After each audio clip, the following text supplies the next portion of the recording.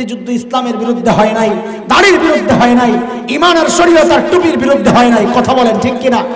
তাইলে আমাদের জিজ্ঞাসা, এরা কারা যারা মুক্তিযুদ্ধকে দাড়ির বিরুদ্ধে দাঁড় করাতে চায়, যারা মুক্তিযুদ্ধকে টুপির বিরুদ্ধে দাঁড় করাতে চায়, একটা কিছু সামান্য দুর্ঘটনা পেলেই মাদ্রাসা বন্ধ করতে চায়, আলেমদের বিরুদ্ধে তারা উচ্চারণ করে, এরা কারা? খোদার কসম খায়া বলি, না এদের সাথে আওয়ামী লীগের সম্পর্ক, না বিএনপির সম্পর্ক, না কোনো রাজনৈতিক দলের সম্পর্ক।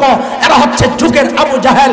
ওই যুগের আবু জাহেলকে দিয়ে শয়তান বলাতো, লা তাসমাউ লিহাযাল কুরআন ওয়ালগাউ ফি, কোরআন শুনবা না, কাউকে শুনতে দিবা না। শয়তান বড় বাটপার, বাটপার এক পদ্ধতিতে ধোঁকা দেয় না। এই যুগের আবু জাহেলদেরকে দিয়ে শয়তান মানুষকে কোরআন থেকে দূরে সরাইতে চায়। কেমনে? অপপ্রচারের মাধ্যমে এমন একটা নষ্ট প্রজন্ম তৈরি করছে তারা, যাদের অন্তরের মধ্যে দাড়ির প্রতি ঘৃণা তৈরি হয়, টুপির প্রতি ঘৃণা তৈরি হয়, মাদ্রাসা শিক্ষার প্রতি ঘৃণা তৈরি হয়। কেন?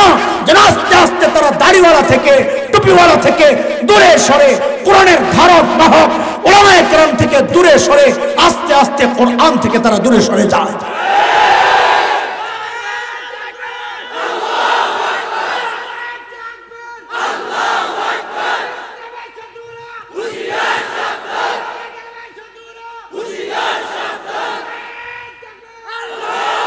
আমাদের স্পষ্ট উচ্চারণ দোস্ত, আপনি কোন দল করেন আমার জানার দরকার নাই।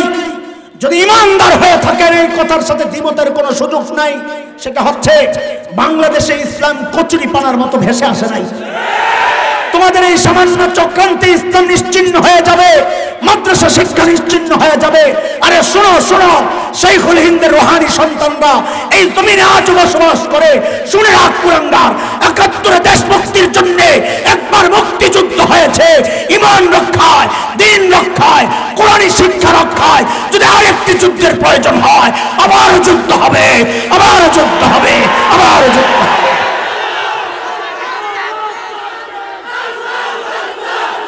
ওই যুগে আবু জাহেলদেরকে দিয়ে শয়তান বলাতো, দোস্ত লা তাসমাউ লিহাযাল কুরআন ওয়ালগাউ ফি লাআল্লাকুম তাগলিবুন।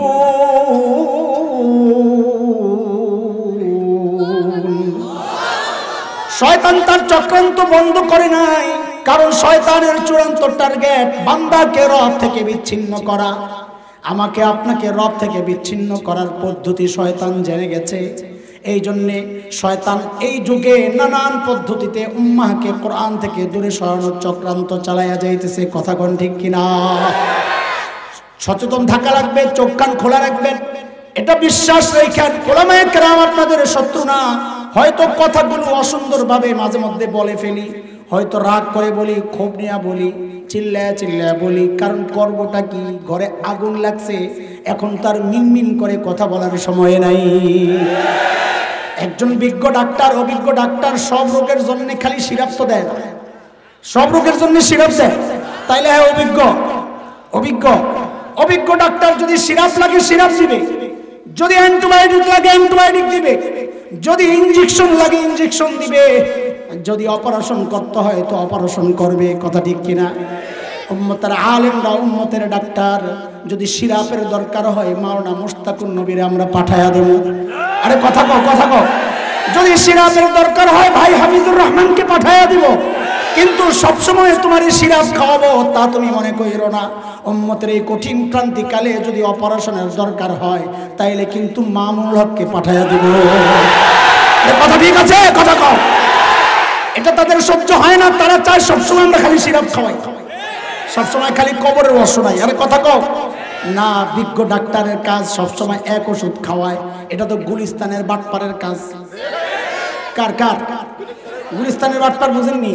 এটার ব্যাখ্যা দিয়ে আমি শেষ করতেছি। ছোটবেলায় আমরা হুজুর যখন আমাদের ফরিদাবাদ আসায়, আমি ফরিদাবাদ থেকে বাসা আসার সময় মাঝখানে গুলিস্তান পড়তো আর কি। তো হাঁটতে হাঁটতে আইতাম আর দেখতে দেখতে আইতাম। এগুলা গোল জমায়েত হালুয়া বেছে। কি বেছে?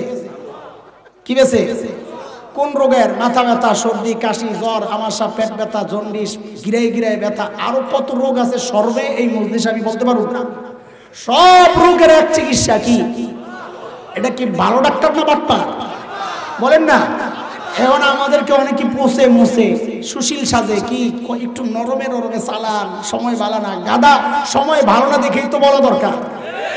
আর রোগী না হলে তার অপারেশন দরকার নাই। ভালো মানুষকে কেউ কাটাছিড়া করতে যায়, কথা বলেন না। এক হসপিটালে গেছে, লেখা অপারেশন থিয়েটার, রোগী যায় লাহাউলা করে কি কয় এটা অপারেশন থিয়েটার, তাইলে এটা কাটাকাটি হয় না, জঙ্গি থাই, আমি আর যাবো না। এটা কি রোগী সুস্থ না পাগল? কারণ ডাক্তারখানায় অপারেশন থিয়েটারও থাকবে, ইঞ্জেকশনের ব্যবস্থাও থাকবে, সিরাপের লাগলে সিরাপও দিবে। উম্মতের আলেমরা, উম্মতের ডাক্তার যখন যা প্রয়োজন তখন তা দিবে। হজম করা তোমার কাজ, আমাদেরকে ভুল বুঝেন না। আমরা কখনো কান্দে কাঁদে আপনাদেরকে বুঝাবো, কখনো হেসে হেসে বুঝাবো, কখনো একটু ধমকায়া বুঝাবো। নবী আলাইহিস সালামও ধমক দিচ্ছেন, মামুলা তো চিল্লায় কে আরে গাদা। নবী আলাইহিস সালাম যখন কথা বলতেন চোখ লাল হয়ে যাইতো, মুখ লাল হয়ে যাইতো, আর আওয়াজ উঁচু হয়ে যাইতো। নবী আলাইহিস সালাম এরকম কথা বলছেন গরম হইয়া হইয়া।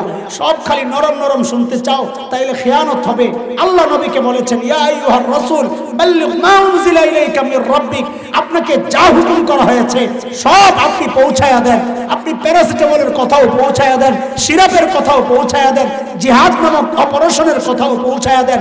যদি না পৌঁছান ফাইল্লাম তাফআল ফামা বাল্লাগতা রিসালাতা, যদি না করেন আপনি দায়িত্ব অবহেলা করেছেন। উম্মতের আলেমরা নবীর ওয়ারিস হিসাবে নবীর ওই রেখে যাওয়া জিম্মাদারি আদায় করছে, তারা সব পৌঁছাইতেছে, কবরের ওয়াজও শোনাইতেছে, আবার জিহাদের কথাও বলতেছে। তুমি অর্ধেক শুনবা, অর্ধেক শুনবা না, খোদার কসম তুমি আস্তা মুনাফিক। আল্লাহ তাআলা কোরআন বিরোধী, মাদ্রাসা বিরোধী, আলেম ওলামা বিরোধী, দ্বীন বিরোধী, সর্বোপরি এই মানচিত্র বিরোধী। মনে রাখেন, যারা এদেশে দ্বীন চায় না তারা এই মানচিত্র বিশ্বাস করে না, তাদের দাদাদের সাথে একাকার হইতে চায়। ইমানদাররা চায় আলাদা থাকতে, আর এই দালালরা চায় একসাথে থাকতে। দেশটা ভরে গেছে, দালালে ভরে গেছে দেশ। খোদার কসম পালাতে পারবে না শেষ দেশ ইনশাআল্লাহ। ইনশাআল্লাহ বলো ইনশাআল্লাহ। প্রস্তুত থাকতে হবে ইনশাআল্লাহ। সাধারণ মানুষ হুঁশিয়ার থাকে, আপনাকে বিভ্রান্ত করার অপচেষ্টা হবে, ভুল বুঝেন না। আলেমদের সাথে লেগে থাকেন ইনশাআল্লাহ। নবী বলেছেন আল মারউ মা আমান আহাব্বা, আপনি কার সাথে হাসরে থাকতে চান? যদি মুরগি চোরার সাথে থাকতে চান তারে মহব্বত করেন, আর যদি আল্লামা সফিউল্লাহ হাফিজাহুল্লাহর সাথে থাকতে চান তো এইরকম আলেমদেরকে মহব্বত করেন। ইনশাআল্লাহ করব মহব্বত আলেমকে ইনশাআল্লাহ। তাদের সাথে আলেম বিদ্বেষীদের সাথে আমাদের কোনো সম্পর্ক নাই। সে আমার দলের লোক হোক, যদি আলেম বিদ্বেষী হয় তার সাথে আমার কোনো সম্পর্ক নাই। আমার সন্তান হয় আলেম বিদ্বেষী হইলে তার সাথে আমার সম্পর্ক নাই ইনশাআল্লাহ। ইনশাআল্লাহ ইনশাআল্লাহ। তো প্রথম আয়াত কাফেরদের বক্তব্য। আল্লাহ বলেন, وقال الذين كفروا لا تسمعوا لهذا القرآن والغوا فيه لعلكم تغلبون। যারা কাফির তারা বলে এই কোরআন শুনবা না এবং হট্টগোল তৈরি করবা যেন অন্যরাও শুনতে না পারে, তাইলে তোমরা জয়ী হবা, জয়ী থাকবা। এটা কাফেরদের কথা। আল্লাহ এই বক্তব্যের জবাব শেষ দিয়ে আয়াতে দিয়েছেন। মালিক বলেন, فَلَنُذِيقَنَّ الَّذِينَ كَفَرُوا عَذَابًا شَدِيدًا وَلَنَجْزِيَنَّهُمْ أَسْوَأَ الَّذِي كَانُوا يَعْمَلُونَ।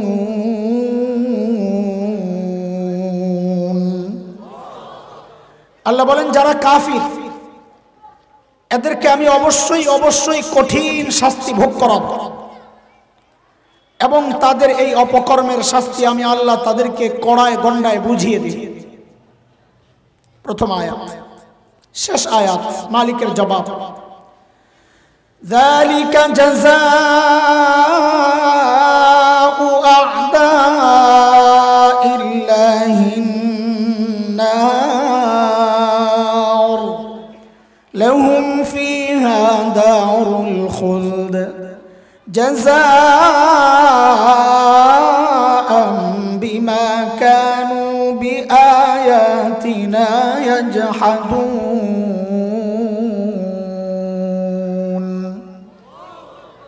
আল্লাহ বলেন, এই যে কঠিন শাস্তি ভোগ করাবো এটা হচ্ছে আল্লাহর দুশমনদের শাস্তি, অর্থাৎ জাহান্নাম। যে জাহান্নামে তারা চিরকাল থাকবে, কারণ তারা আল্লাহর আয়াতকে অস্বীকার করেছে। এই হচ্ছে আয়াত তিনটার মোটামুটি তর্জমা। বিখ্যাত মুফাসসির ইমাম কুরতুবী রাহমাতুল্লাহি আলাইহি তাফসীর কুরতুবীর মধ্যে রাইসুল মুফাসসিরিন হযরত আব্দুল্লাহ ইবনে আব্বাস রাদিয়াল্লাহু তাআলা আনহুমার একটা বর্ণনা এনেছেন। তিনি বলেন যে এই আয়াতগুলো আল্লাহ মক্কার কাফেরদের সম্পর্কে নাজিল করেছেন। কাদের সম্পর্কে বলেন তো? আপনাদের সহজে বুঝার জন্য আর আমার বলাটাও যেন সহজ হয় এই জন্য আমি বয়ানে মাঝে মধ্যে বলবো এটা, কিন্তু মক্কার কাফের বলবো না, আমি বলবো আবু জাহেলদের সম্পর্কে নাজিল হয়েছে। মনে থাকবে কাদের সম্পর্কে? কারণ মক্কার কাফের তো এটা অনেক লম্বা কথা, নবীর আগেও মক্কার কাফের ছিল, কিন্তু এই আয়াত তাদের সম্পর্কে নাজিল হয়নি, নবী যুগের যে কাফের তাদের সম্পর্কে। তো এই জন্য আমরা বলবো কি কাদের সম্পর্কে বলেন? আবু জাহেলদের সম্পর্কে। আবু জাহেল একা না, আবু জাহেলদের সম্পর্কে এই আয়াতগুলো নাজিল হয়েছে। তো বক্তব্য দুইটা, মূল কথা দুইটা। কাফেরদের বক্তব্যের মূল কথা কয়টা? এক নাম্বার হচ্ছে এই কোরআন শুনবা না, দুই নাম্বার হচ্ছে হট্টগোল তৈরি করবা, কাউকে শুনতেও দিবা না। কয়টা কথা? কোরআন শুনবা না, কাউকে শুনতে দিবা না। মূলত এই কথাটা কাফেরদের নিজেদের না, মূলত এই বক্তব্যটা হচ্ছে ইবলিসের। কার? ইবলিসের। ইবলিস সব যুগের কাফেরদেরকে দিয়ে এই সমস্ত বক্তব্য দেওয়া, যুগে যুগে শব্দ চেঞ্জ হয়, মিশন একটাই। সেই মিশন কি? সেই মিশন হচ্ছে বান্দাকে রব থেকে বিচ্ছিন্ন করা। এটা ইবলিসের চূড়ান্ত টার্গেট। একটু বুঝেন, শুরু থেকেই একদম লাইনের উপর কথা, তো একদম মনোযোগ লাগবে বুঝার জন্য। শুরুতে এলোমেলো কিছু কথা হবে, নানান জায়গা থেকে, জরুরি কথাই নানান জায়গা থেকে আসবে কথাগুলো। তাই এমন যেন কেউ না ভাবি যে এলোমেলো কথা হচ্ছে, প্রশ্নই আসে না। আমার উস্তাদ বসা, যাদের কাছে এই কথাগুলো শিখেছি তাদের সামনে আপনাদেরকে শোনাইছি। এলোমেলো কথা না, একটা উদাহরণ দেই তাইলে বুঝবেন। বাড়িতে মেহমান আসছে, তো মেজবান বাড়িওয়ালা হোস্ট বলে আমি একটু বাজারে যাই। তো মেহমান বলে তোমাদের বাজারটা কেমন, আমি একটু দেখতে চাই, চলো। তো বলে চলো। তো বাজারে গিয়া মেজবান বাড়িওয়ালা একবার চালের দোকানে, একবার তরকারির দোকানে, একবার মাছের দোকানে, একবার গোশতের দোকানে, নানান দোকান থেকে সদাই কিনতেছে। তো মেহমান জিজ্ঞেস করে কি রে ভাই, বাজার করবা ভালো কথা, এত দোকানে ঘুরো কেন? তো বাড়িওয়ালা কি বলে, আরে ভাই তুমি আসছো বাজার দেখার জন্য, আমি কোন কোন দোকানে যাই এটা তোমার বিষয় না, তুমি আমার পেছনে পেছনে থাকো। অনেক অলি গলি আছে এই বাজারে, হারায় গেলে কপালে খাওন যোগ্য না। আমি কই কই যাই এটা তোমার বিষয় না, তুমি দেখবা দস্তরখানে খানা ঠিক আছে কিনা। তা আমিও কিছুক্ষণ আপনাদেরকে নিয়ে বাজারে বাজারে ঘুরবো, একবার ওই দোকানে একবার ওই দোকানে, কারণ খাওয়াই তো হইলে নানান দোকানে যাওয়া লাগবে, এক আইটেম দিয়ে তো আপনাদের খাওয়ানো যাবে না। কই কই যাই এটা আপনাদের বিষয় না, আপনারা দেখবেন দস্তরখানে খানা ঠিক আছে কিনা। বুঝে আসছেন এই কথা? তো মূলত বক্তব্যটা কার বলেন? বলেন ইবলিসের। কার? ইবলিসের চূড়ান্ত টার্গেট হচ্ছে বান্দাকে রব থেকে বিচ্ছিন্ন করা। হ্যাঁ, প্রত্যেকটা কথার পেছনে কোরআনের আয়াত দলিল হিসাবে থাকবে ইনশাআল্লাহ, যেন আয়াত কথাগুলো ওজনওয়ালা হয়। সূরা আরাফ আয়াত 16, ইবলিস এই কথাটা আল্লাহকে জানাইছে আগে, এটাই আমার চূড়ান্ত টার্গেট। قال فبما أغويتني لأقعدن لهم صراطك المستقيم। আল্লাহ যাদের কারণে আপনি আমাকে তাড়াইয়া দিয়েছেন, আমি এদেরকে ছাড়বো না। কার কথা? ইবলিসের। এই কি করবি তুই? বলে তারা যেই রাস্তা সিরাতে মুস্তাকিম দিয়ে আপনার কাছে আসবে আমি ওই রাস্তায় বসে যাব, আসতে দিব না। মানে বান্দাকে রব থেকে বিচ্ছিন্ন করে ফেলবে। এখন বান্দাকে রব থেকে বিচ্ছিন্ন করার পথ কি, পদ্ধতি কি? তো এটা বুঝার জন্য চলেন সূরা রহমানে একটু যাই। ওই যে আরেক দোকানে দেখেছি খালি পিছনে পিছনে চলতে থাকে। সূরা রহমানের প্রথম 3টা আয়াত একটু লক্ষ্য করেন। মালিক বলতেছেন আর রহমান আল্লামাল কুরআন খালাকাল ইনসান।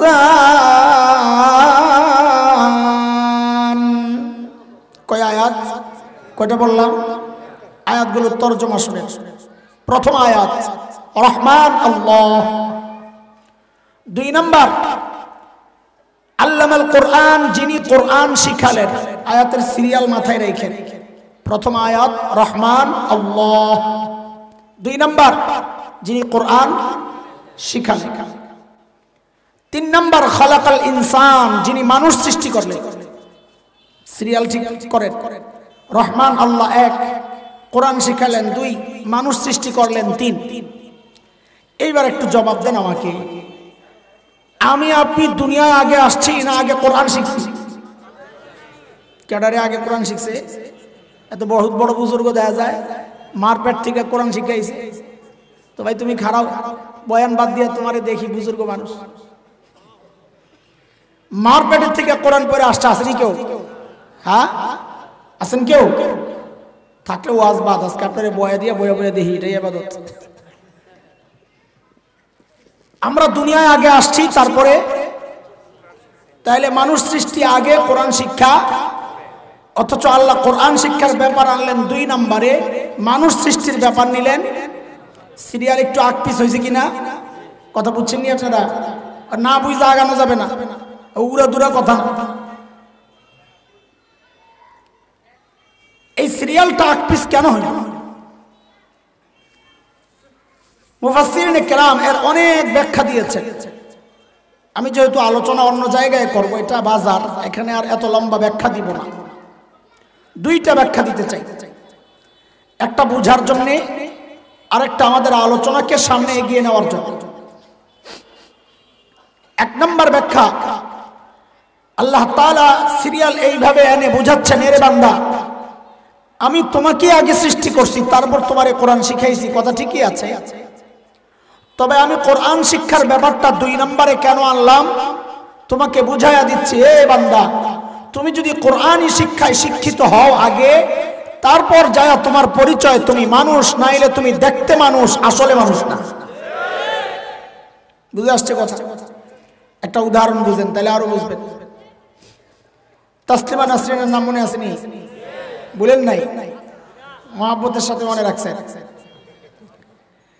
এই বেডির একটা বইয়ের মধ্যে সে লিখেছে, এই পেট আমার, আমার পেটের মধ্যে আমি যেখান থেকে খুশি সেখান থেকে বাচ্চা নিব। কার কি বলার? আপনি নাউজুবিল্লাহ বলতেছেন, আমি তো বলি বেডি ঠিকই হয়েছে। তার এই বক্তব্যের কারণে আল্লাহর কালামের এই সিরিয়াল বুঝে আসছে। আল্লাহ কেন কোরআন শিক্ষার ব্যাপার আগে আনলেন? আল্লাহ বলেন, তুই যদি কোরআন শিক্ষায় শিক্ষিত না হস, তুই দেখতে মানুষ, আসলে মানুষ না। তাসলিমা এই বক্তব্য দেওয়ার কারণে আমরা বুঝেছি কেন, কারণ যেখান থেকে খুশি সেখান থেকে পেটের মধ্যে বাচ্চা নেওয়া, এটা তো মানুষের চরিত্র না, এটা তো কুত্তার চরিত্র। তাসলিমা বুঝাই দিয়েছে, হ্যাঁ ঠিকই তো আছে, আল্লাহর কথাই ঠিক। আমি কোরআন শরীফ পড়ি নাই, এই জন্য আমার মুখ দিয়া যা বাইর হয় এগুলা মানুষের কথা না, এগুলা কুত্তার কথা। ওই আমাদের এক ভাই সাবেক এমপি, নদীর এই পারের মানুষ, খালি দল পাল্টায়। তো কয়দিন আগে দেখি ফেসবুকে লেখছে, না কই লেখছে, ফেসবুকে আসছে যে কাউরে মুরগি চোরা বলা এটা কোরআন হাদিস সম্মত না। তা আমরা বলি যে ভাই কোরআন খোলাইস নাম করে দিয়া, মুরগি চোরা বলি এটা লইয়া সন্তুষ্ট থাক, কোরআন খোলাইস না। কোরআন খোলাইলে বিপদ আছে। কেন? কেন? কারণ হলো কোরআনে যাদের বোধ নাই, দিন বুঝে নাই, কোরআন বলছে এরা চতুষ্পদ জন্তুর চেয়েও নিকৃষ্ট। আমরা তো মুরগি চোরা কইছি, তখন তো মুরগি কম লাগবে। মুরগি তো চতুষ্পদ জন্তু না, মুরগির তো 2 পাও। চতুষ্পদ জন্তু হইল শুয়োর, কুত্তা, পাও কাটা, কথা কর না, তখন তো ওইটা কম লাগবে। কোরআন খোলাইস না, যা বলতেছি গেলে খুশি থাক, বাঁচায়া দিতেছি। যাই হোক, এটা হইলো এক ব্যাখ্যা। আরেকটা ব্যাখ্যা শুনেন, এটা এই ব্যাখ্যাটা দিয়েই আমরা আলোচনাকে সামনে আগায় আনি। আয়াতগুলোকে উপর থেকে নিচের দিকে সাজান। উপরে আর রহমান, মাঝখানে আল্লামাল কোরআন,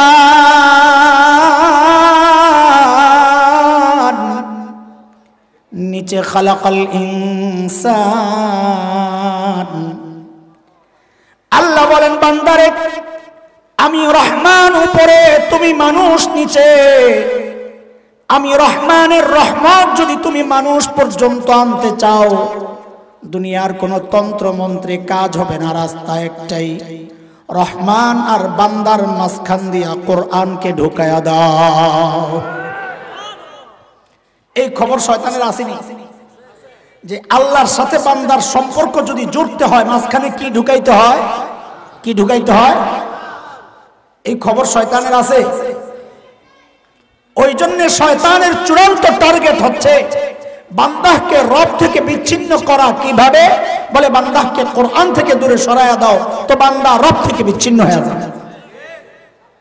কিন্তু ওই আবারও বলি, আমি কই আছি? কোথায় কোথায়? বাজারে, ভুলে যায় না। কিন্তু রে ভাই, শয়তান বড় বাটপার। বাটপার কোনোদিন মানুষকে এক পদ্ধতিতে ধোঁকা দেয় না। তোমার এটা আওয়াজ নাই, এই যে দেখো, আগে দেখালো, আগে এদিকে তাকাও, ওই লাইনও পরে আগে দেখালো আমার কথা ঠিক আছে কিনা। হুজুর আমতাজি কয়, এই দেখো ঠিক আছে, এখন তো বাড়াইছো একটু, তারপরে দেখো হালত, আর এটা দেখো, ঠিক আছে কথা। আর মনে করছে আমরা টের পাই না, বুঝি না। হ্যাঁ, নাহলে কথার ব্যালেন্স আসবে না। এদিকে চাপলে কথা ছোট হয়ে যায়, এদিকে চাপলে আওয়াজ বড় হয়। এমনি তো আমি মরা মানুষ। হুজুর মহাব্বত করে একটু দই খাওয়াইছে, ঠান্ডা মানাও করতারি না, হুজুর দিছে, খাইয়া তো একদম নায়ের পানি পড়া শুরু হয়েছে। আয় আল্লাহ, শয়তান বড় বাটপার, কোনোদিন মানুষকে এক পদ্ধতিতে। আর কথা তো বলে, একটা ছোট্ট উদাহরণ শোনেন তাইলে বুঝবেন। এক চোর গেছে এক বুড়ার বাড়িতে চুরি করবার লেগে। বুড়ারা আবার মনে মনে রাগ হয় না যে আম করে পাইলেন খুঁজা, কেন জুয়ানগো বাড়িতে চুরি করতে যায় না? না রে বাজার, চোরারা এখন জুয়ানগো বাড়িতে চুরি করতে গেলে দরজা জানালা চিপা দিয়া যখন ভিতরের দিকে তাকায় যে ঘুমাইছে কিনা, দেখে কোনো না কোনো আল্লাহর বান্দা আসমানের দিকে মোনাজাত দিয়া শুয়ে রয়েছে। কি করে? শুয়া শুয়া ফেসবুক চালায়। সাবাস, কি চালায়? চোরারা এখন জুয়ানগো বাড়িতে চুরি করতে যায় না, জানে এটা সজাগ। এক বুড়ার বাড়িতে গেছে চুরি করতে। চোরা যখন ঘরে ঢুকছে, চোরাই তো বুঝে নাই বুড়ায়ও ফেসবুক চালায়। তবে বুড়ার ফেসবুক তোমার মতো ওই টিপা টিপির ফেসবুক না। বুড়ার ফেসবুক হইলো ফাংসা বাংসা। কি? এক একজনের ফেসবুক আলাদা। বুড়ারটা পানসা বানিয়ে বুড়ার ফেসবুক। তো কম্বল মুড়ো দিয়া শীতের মধ্যে শুয়া শুয়া ভিতরে ভিতরে পান চালায়, ঘুম তো আয় না বুড়া মানুষ।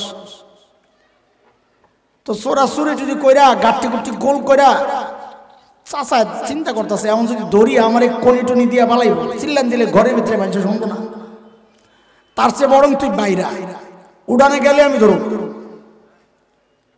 যেই না চোরা গাঠটি গুটি লইয়া উঠানে নিয়ে রাখছে, চাচা আস্তে করে যা খপ করে ধরছে। চোরে হন লড়ে চোরে না, ডিজিটাল চোর তো লড়ে চোরে না।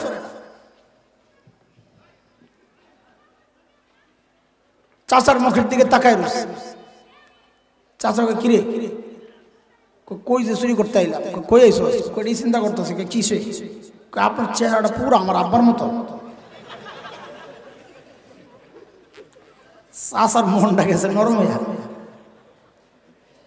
নরম হইলে কি বেটা ভাবলো তো চুরি করতে আসিস কেন, কয়টাই তো চিন্তা করতেছ। এখন কামার হলে থানায় চলে। এই গভীর রাত চাচা কয় চল।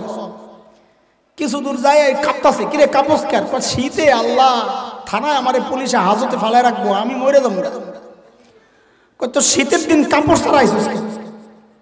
আমি কি কাপড় ছাড়া আইছিলাম? চাদর একটা গায়ে দিয়েছিলাম, চাদরটা গায়ে দিয়ে গাঠটি গোল করতে ঝামেলা, তো চাদরটা বইটা রেখে দিয়েছিলাম। মনে করছি গাঠটিটা রেখা চাদর আনতে যাবো, এর মধ্যে আপনি ধরলেন। তোর চাদর কই? আপনার ঘরে। এখন যদি আপনার দয়া হয় একটু দাঁড়ান, আমি চাদরটা লইয়া। কয় যা। ঘরে গিয়া তো চোর আর আয় না। কিরে পাস না, লাইটটা জ্বালা, খবর নাই। বহুতক্ষণ পর চাচা ঘরে যায়, দেখে হায় মাহবুদ, যে কম্বলটা গায়ে দিয়া শুয়া ছিল ওই কম্বলটা লইয়া আরেক দরজা দিয়ে বাইরে গেছে চোরা। চাচা মনে মনে কয় তুই তো আবার আবি, গাঠটি তো আসলটা রয়ে গেছে। ঠিকই চোরা কয়দিন পরে আবার আইছে। চাচা হোটেল পাইছে, শুয়ে শুয়ে পাঞ্চা। আজকে মনে মনে চিন্তা করছে চাচা তুই আজকে আব্বার মতো বললে, ডাইরেক্ট আব্বা বললো তো আজকে সারা পাবি না, যা করে আল্লাহ। চোরা গাঠি গুঠি নিয়ে বাইরে নিয়ে রাখছে, এর মধ্যে চাচা যায় ঘপ করে ধরছে। আগের দিনের মতো চোরার চুপচাপ দাঁড়ায় রয় নাই, আজকে আবার চাচার হাত ধরে টানে। কিন্তু টানোস কেন? থানায় চলেন। চুরি করলি তুই, আমি কেন? আমার লইয়া থানায় চলে। মানি কি? মানি এটাই, এর আগের বার দয়া করছেন আমার মতো বেইমান রে ঘরে যাইয়া কম্বলটা দেখা লোভ সামলাইতে পারি নাই, আমার থানায় দেন, এটাই আমার উপযুক্ত ব্যবস্থা। তো চাচা বলে চল। কিছু দূর আগায় উহ রে আল্লাহ, কি সমস্যা রে? পায়ের মধ্যে কাটা বিলছে। তো কাটা বিলছে, তুই জুতা ছাড়াইছিস? বাজান আমি কি জুতা ছাড়াইছিলাম? জুতা পইরেই আইছি, জুতা পইরা চটচট আওয়াজ হয়, ধরা পড়মু, এই জন্য জুতাটা খুললা গাঠটিটা গোল করছি। কই তোর জুতা কই? আপনার ঘরে। ও তুমি আমার বেকল পাইছ, তুমি জুতা আনতে যাই আবার পালাইবা। বলে লা হাওলা ওয়ালা কুওয়াতা ইল্লা বিল্লাহ, এই কাম আমি করব না। তাহলে আমি এনে দাঁড়াম, আমি কোনো দিকে যাবো না। আপনার যদি একটু দয়া হয় আপনি যাই জুতাটা লয়ে। তো চাচা কয় তারা তো ঘরে গেছে চাচা জুতা আনতে, আয়া দেখে হায় মাহবুদ জুতা এই চোরাও নাই, গাঠিও নাই। আচ্ছা চোরা কয় পন্থা অবলম্বন করছে? একবার নিজে গেছে, একবার চাচারে। আর কথা তো বলে একটা সিসকে চোর, সেও ধোকা দেওয়ার ক্ষেত্রে এক পদ্ধতি গ্রহণ। তাহলে সব বাটপারের গডফাদার ইবলিস আমারে আপনারে ধোকা দেওয়ার ক্ষেত্রে এক পদ্ধতি গ্রহণ করবে, এটা আপনি কিভাবে চিন্তা করেন? ঠিক এই কথাটাই ইবলিস বলেছে সূরা আরাফ আয়াত 17, ইবলিসের কথা। সুম্মা লাআতিয়ান্নাহুম মিন বাইনি আইদিহিম ওয়া মিন খালফিহিম ওয়া আন আইমানিহিম ওয়া আন শামাইলিহিম ওয়া লা তাজিদু আকসারাহুম শাকিরিন।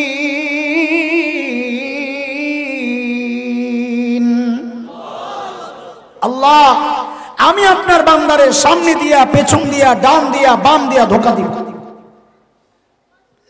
তার মানে মুফাসসিররা বলেন শয়তান মানুষকে এক পদ্ধতিতে ধোকা দিবে না। কি করলা তুমি? এই দেখছো এটা খালি এই যে সাউন্ড বক্সের মাইকের সাথে এটা সংযোগ দাও নাই। হ্যাঁ খেয়াল করো, তুমি নিজে খেয়াল করো, খেয়াল করো।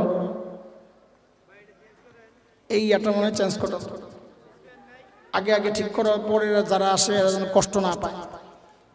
আমরা যারা মাথা ছাড়া শিখতাম, তো যে মাথা সাজবো এর কইতাম যে তোরে দিয়ে আগে একটু দেখি, তুই তো সাইডেই লাগি, তা আমার দিয়েই তুই মাথা ছাড়া শিখ, যা যা করার আমার উপরে দিয়ে যাক।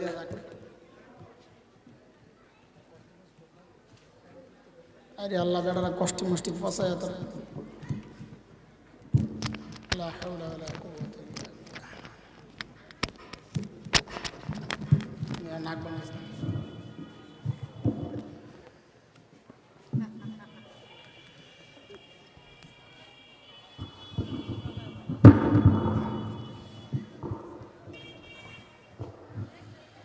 হ্যালো,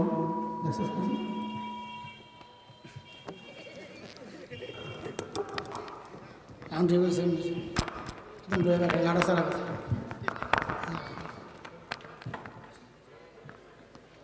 আল্লাহ, পরে যারা আসবেন ওনাদের জন্য আরাম হয়। আমি একটু আমার উপরে দিয়ে সাইজ অসুবিধা নেই।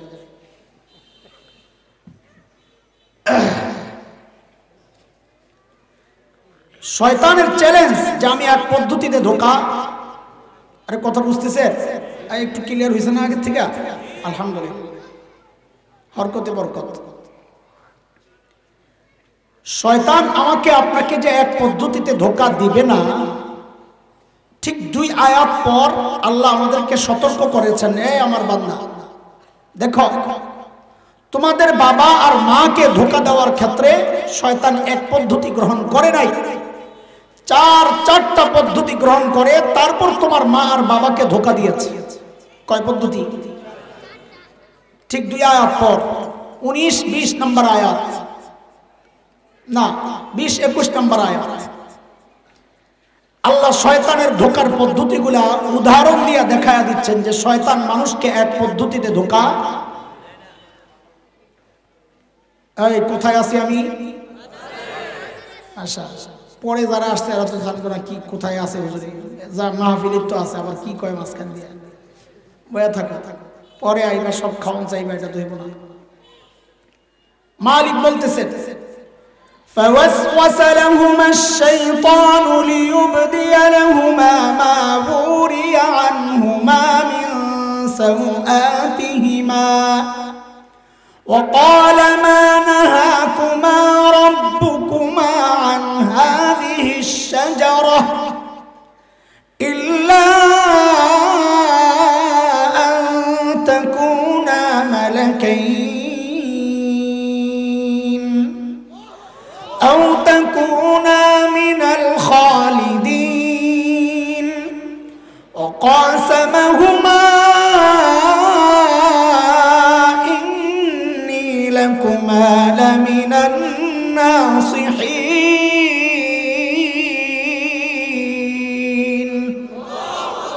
কয় ধোকা? আরে বলেন কয়টা?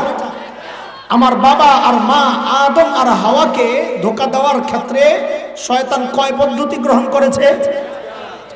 আল্লাহ উদাহরণ দিয়েছেন যেন আমরা সতর্ক থাকি। পদ্ধতি নাম্বার 1, আমি আয়াতগুলোর তর্জমা ব্যাখ্যায় গেলে দেরি হবে, আমি শুধু পদ্ধতি দেখায় দিচ্ছি। ধোকা নাম্বার 1, মা নাহাকুমা রাব্বুকুমা আন হাযিহিশ শাজারা। এসে জিজ্ঞেস করে আদম আর হাওয়াকে, এই ফল খান না কেন? ফল খান না কেন? তো সাইয়েদনা আদম বলেছেন, ফল খাই না, আল্লাহ নিষেধ করছে, কাছে যাইতে নিষেধ করছে।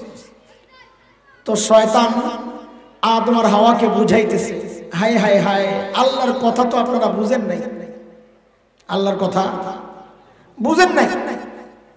আল্লাহ কি বুঝাইতে চাইছে বুঝেন নাই। বলে কি বুঝাইতে চাইছে? মা নাহাকুমা রাব্বুকুমা আন হাযিহিশ শাজারা। আলেমরা সহজে বুঝে যাবে, মারেফা না কেনার পেজ দিছে, সাধারণরা বুঝে।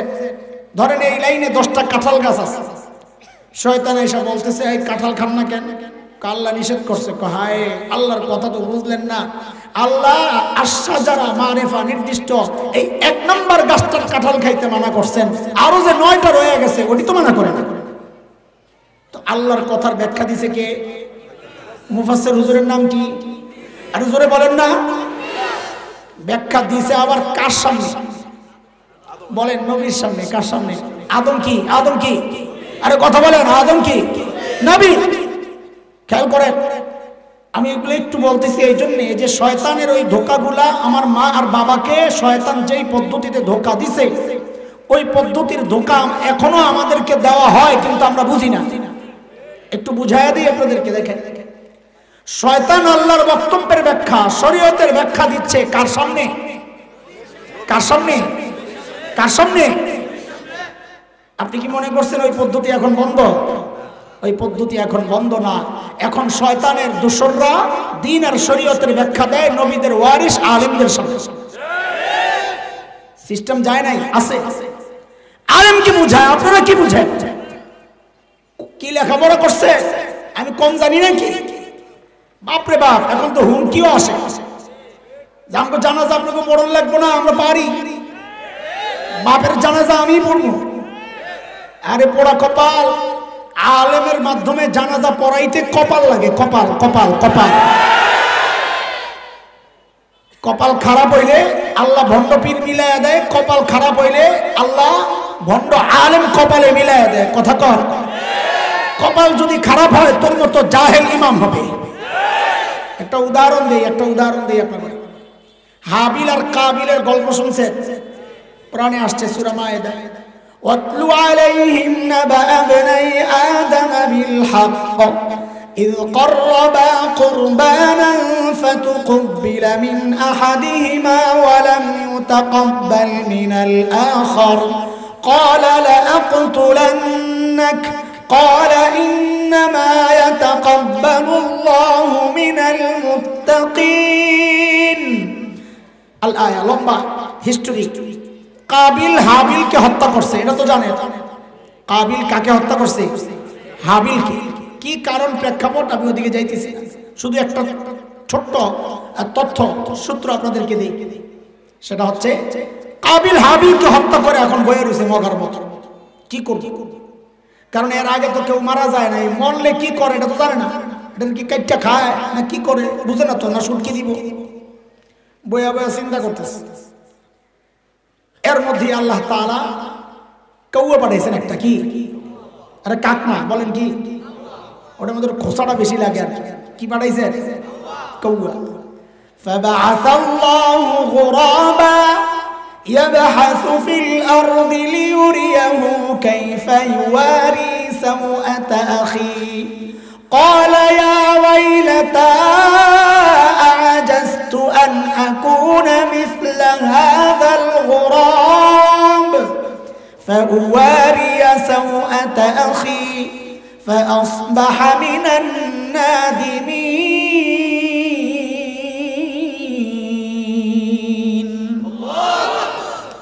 দেখে যে এক কৌয়া আরেক কৌয়ারে মেয়েরা এখন মাটি খোদাই করতেছে।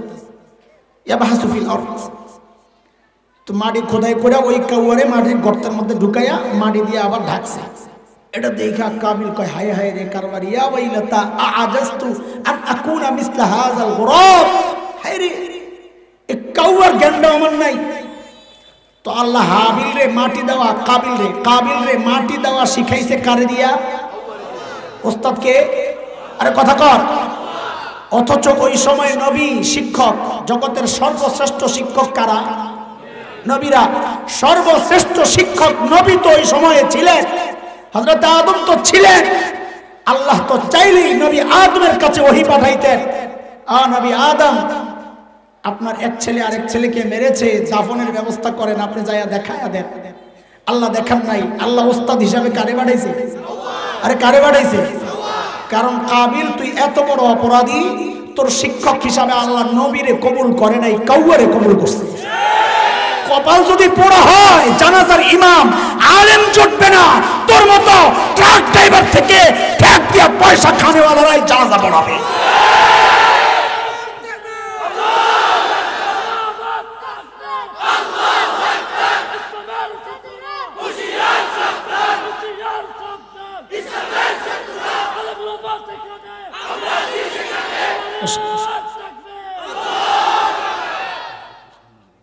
জায়গা তো আছে, বুক না সামনে আয় বলে তো জায়গা কমে যাবে, ফাঁক ফাঁক দেখা যাবে, আপনার মন খারাপ হয়ে যাবে। এখন ফাঁক ফাঁক হয়ে বসুক, পুরা ময়দান বড় মানুষ, একটু লাইগে লাইগে বর বেটারা মনে করছে বর্ত না, এখন আপনারা আয় পড়ছেন কি করবে, ওর জায়গা আছে কোনা দিয়ে পাঠাই দেবে। ঠিক আছে, শুনে এক নম্বর ধোকা দিতে গিয়া শয়তান ফেল করছে, কাম হয় নাই। তো শয়তানের কাম কি? একটা ব্যর্থ তো আরেকটা মারে। ঠিক আছে কথা? এইবার মারছে 2 নাম্বারটা ধোকা। কাকে? বাবা মাকে। কাকে? নবীকে, যেটাই হোক। 2 নাম্বার ধোকা কে মারলো? ইল্লা আন তাকুনা মালাকাইন।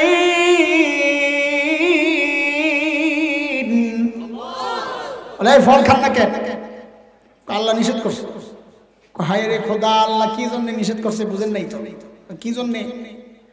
আল্লাহ নিষেধ করছে এই ফল খাইলে আপনারা জান্নাতে স্থায়ীভাবে থাকার ব্যবস্থা হয়ে যাবে, এটা আল্লাহ চায় না। বুঝছেন কথা? ফল খাইলে জান্নাতে স্থায়ীভাবে থাকার কথা বলেন ব্যবস্থা হয়ে যাবে না। ফেরেশতা ফেরেশতা এটা পরের কথা, 3 নম্বরে আসতেছে। ইল্লা আন তাকুনা মালাকাইন, ফল খাইলে আপনারা ফেরেশতা হয়ে যাবেন, এটা আল্লাহ চায় না। এই ধোঁকা দিয়া ফল খাওয়াইয়া আদমকে ফেরেশতা বানাইতে চায়া শয়তান আদমের মর্যাদা বাড়াইতে চাইছে না কমাইতে চাইছে? কেমনে বুঝেন? এটা বুঝার জিনিস। সব কিছু লইয়া খেলা যায় না, কিছু জিনিস আছে বুঝতে হয়। আমরা চাই বুঝাইতে, কয় খেলা হইব। আরে গাদাটা কি খেলার জিনিস না, এটা তো বুঝার জিনিস। আরে কথা কন না, কেমনে বুঝামো করে? আমরা চাই বুঝাইতে, কি কয় আয় খেলা হবে। গাদাটা কি ফুটবল নাকি তোর লাগে খেলো? এটা তো বুঝার জিনিস। মাথায় মগজ না থাকলে এই কথা কইতে পারে। বুঝার জিনিস দিয়া খেলা যায় না, খেলার জিনিস দিয়া খেলতে হয়। আহলুস সুন্নাহ ওয়াল জামাতের আকীদা হচ্ছে সমস্ত নবীদের মর্যাদা সমস্ত মাখলুকের মধ্যে সর্বোচ্চ, এমনকি ফেরেশতাদের চেয়েও নবীদের মর্যাদা উঁচা।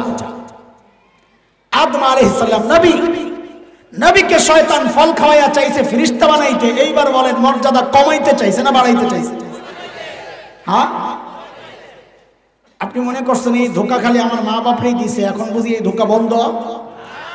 এই ধোঁকার জন্য এখন বাইচা নিছে কওমি মাদ্রাসা। ঠিক তো কইছস ভাতিজা, কেমনে বুঝছস? শুনেন, খেয়াল করেন, আমি এগুলো দেখি আর হাসি। যারা মনে করে আমরা কিছু টের পাই না, আরে আগেরটা পড়ছি তো কোরআনে। এখন যেমনি প্যাকেট জেনেই দেশ, ভিতরেরটা দেখলেই বুঝুন কি কাম করতে চাস। মোড়ক পাল্টায়, প্যাকেট পাল্টায়, ভিতরে জিনিস একটাই। এই সেম ধোঁকা এখন কওমি মাদ্রাসাকে দেওয়া হচ্ছে। কেমনে? আইসা কওমি মাদ্রাসার সিলেবাস চেঞ্জ করার জন্য এক শ্রেণীর মানুষ খুব উঠা পড়া লাগছে। কেন? বিজ্ঞান ঢুকাও, ইংরেজি ঢুকাও। কেন রে ভাই? এই সিলেবাসে একজন আলেম তো ডাক্তার হইতে পারবে না, একজন আলেম তো ইঞ্জিনিয়ার হইতে পারবে না। আরে আল্লাহ, আমার জন্য কি মায়া! সুবহানাল্লাহ। আলেমনে ডাক্তার বানাইবো, আলেমনে ইঞ্জিনিয়ার বানাইবো। আরে দোস্ত বুঝো, শয়তান চাইছে নবীকে ফেরেশতা বানাইতে, মর্যাদা বাড়াইতে চাইছে না কমাইতে চাইছে? কাজী যারা আলেমকে ডাক্তার বানাইতে চায়, মনে করো না মর্যাদা বাড়াইতে চায়। কারণ নবী বলেছেন খায়রুকুম মান তাআল্লামাল কুরআনা ওয়া আল্লামা, জগতের মধ্যে সর্বোচ্চ মর্যাদার মানুষ হচ্ছে যারা কোরআনের ছাত্র আর কোরআনের শিক্ষক। ওই কোরআনের ছাত্র আর শিক্ষককে যারা ডাক্তার বানাইতে চায়, ইঞ্জিনিয়ার বানাইতে চায়, মর্যাদা বাড়াইতে চায় না কমাইতে চায়? বলে তো ডাক্তার হইলে সমস্যা কি? কোনো সমস্যা নাই। আলেম ডাক্তার হইলে সমস্যা কি? কোনো সমস্যা নাই। তাহলে বিরোধিতা করেন কেন? কেন করলো? করি নাই তো। বলতেছি তোর এত মায়া কেন? আমার ছেলে ডাক্তার হোক, আমার কোনো আপত্তি নাই। তবে আমার আগে 2টা প্রশ্নের জবাব দিয়ালো, তারপরে আমাদের মাদ্রাসার সিলেবাস সংস্কার করতে আসিস, কোনো সমস্যা নাই। জবাব দে। কি জবাব? যে বাংলাদেশের সব ডাক্তাররা কি চাকরি পেয়ে বয়ে রয়েছে না বেকারও আছে কিছু? ইঞ্জিনিয়াররা সব চাকরি পেয়েছে না বেকারও আছে কিছু? এত বেকার ডাক্তার আর ইঞ্জিনিয়ার পয়রা থাকতে আলেমরা ডাক্তার বানানোর জন্য তোর এত কি মাথা ব্যথা? আগে বেকার গুলার চাকরি দে। পয়েন্ট 1। 2 নম্বর কথা, সেম প্রস্তাব নিয়ে কয়দিন ঢাকা মেডিকেল কলেজে গেছস, কয়দিন বুয়েটে গেছস? কি কি প্রস্তাব? বলে ঢাকা মেডিকেলের ছাত্রদের সিলেবাস সংস্কার করা দরকার, বুয়েটের ছাত্রদের সিলেবাস সংস্কার করেন। বলে কেন? কোরআন ঢুকান, হাদিস ঢুকান, ফিকহ ঢুকান। বলে কি জন্য? কয় যেন একজন ডাক্তার আলেম হইয়া বাইর হয়, একজন ইঞ্জিনিয়ার আলেম হইয়া বাইর হয়। এই প্রস্তাব তো ওই জায়গায় দাও না, মাদ্রাসা এসে প্রস্তাব দাও যেন আলেম ডাক্তার হইয়া বাইর হয়। মনে করছো বুঝি না? শয়তান নবীকে চাইছে ফেরেশতা বানাইতে, তোমরা এখন আলেমকে চাও ডাক্তার বানাইতে। এত সোজা? শয়তান যখন দেখলো 2 নম্বর ধোঁকায় কাজ হয় নাই, এইবার বললো 3 নম্বর। হ্যাঁ, বুঝতেছেন কথা? ডাক্তাররা ইঞ্জিনিয়াররা রাগ করেন না, আমরা ধোঁকায় পড়ি, আপনাদের তো কিছু বলি নাই, আমাদেরকে ধোঁকা দেওয়ার চেষ্টা হচ্ছে, ওটা বলতেছি, কষ্ট পায়েন না আবার। শয়তান এইবার মারলো 3 নম্বর, আও তাকুনা মিনাল খালিদিন।